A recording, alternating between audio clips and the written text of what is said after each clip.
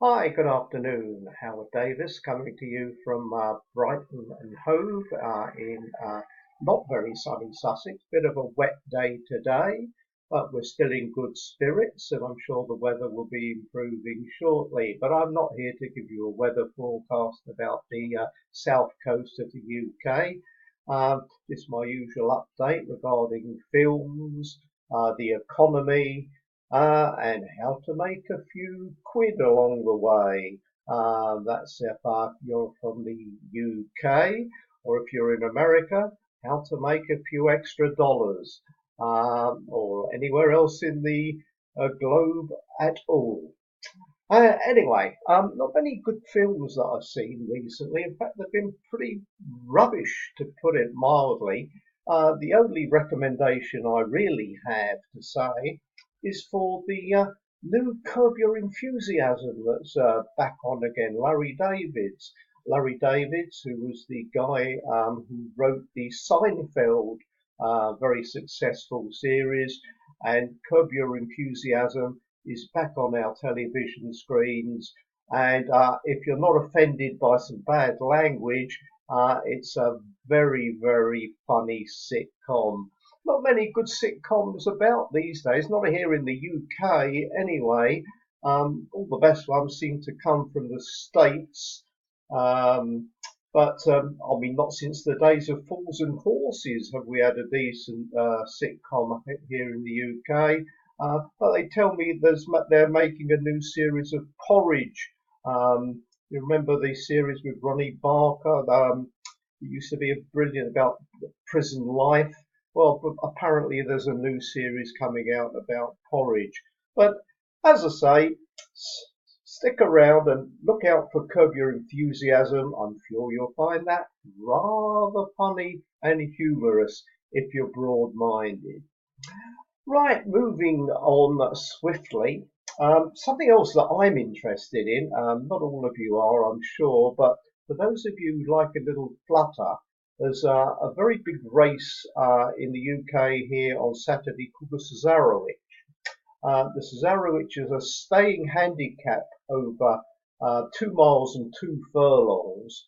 And this race historically goes back to 1839, and it's named the Cesarewitch after the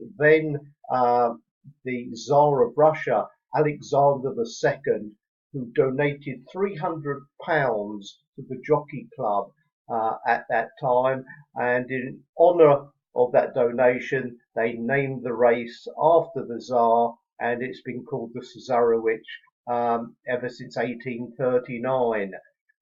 It's a race I normally do quite well in, I have to say, and I'm looking to find the winner this year. So just a little bit of info I'll pass on to you.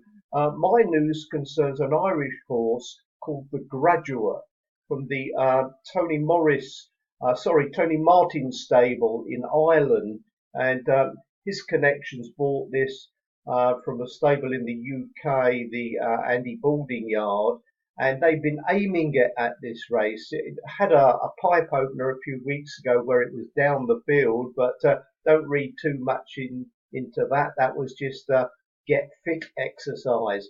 So the one I'm really favouring here, and is 40 to 1 with Sky Bet as I speak, is worth a little each way investment. The only other horse I've really looked at were the two from the Henry Ponsonby syndicates, Who Dares Wins, which is the 10 to 1 favourite, and also there is another one in the race that's name escapes me as I speak, um, which is also owned by the Ponsonby Syndicate and will be ridden by Holly Doyle, if I'm not mistaken.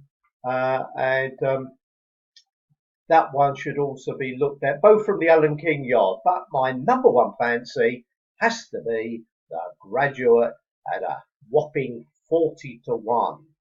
Right, moving on to the economy. Well, things don't seem to be getting any better globally in the States or here in the UK or in Europe. Plenty of problems, and the currencies, the dollar, the euro, the pound, all seem to be losing value on a daily basis. And the only way that one can really keep ahead of the game is by buying gold bullion in small denominations. This means it's affordable by every single one of us, not only the rich and the wealthy, but we can all afford to buy 1 gram of gold each month as a way of warding off um, rabid inflation. I mean, that's for sure.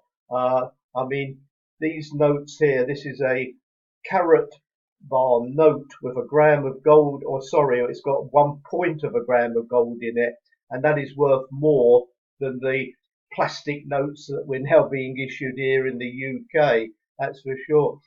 One thing I can pass on to you, do you realise that in 1913, $100 was $100. That $100 in 2017 is now worth only $2. And if you take it to the UK currency, £75 in 1913 today buys £1.50's worth of goods and services. That's how money has been devalued over the last 100 years or so, and will continue to do so. There is no way that the world economic powers can in any way pay off their global deficit, not even the interest. It's impossible.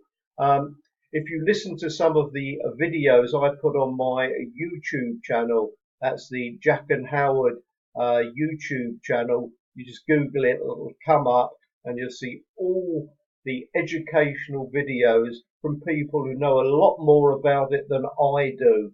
That's for sure. But please have a look at our channel and educate yourself on some of the information we have there, and I'm sure you might well see the light at the end of the tunnel.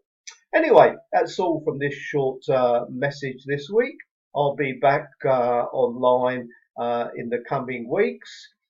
Enjoy the Curb Your Enthusiasm if you get the chance to see it, and I'll be back with you soon. Take care. Over and out.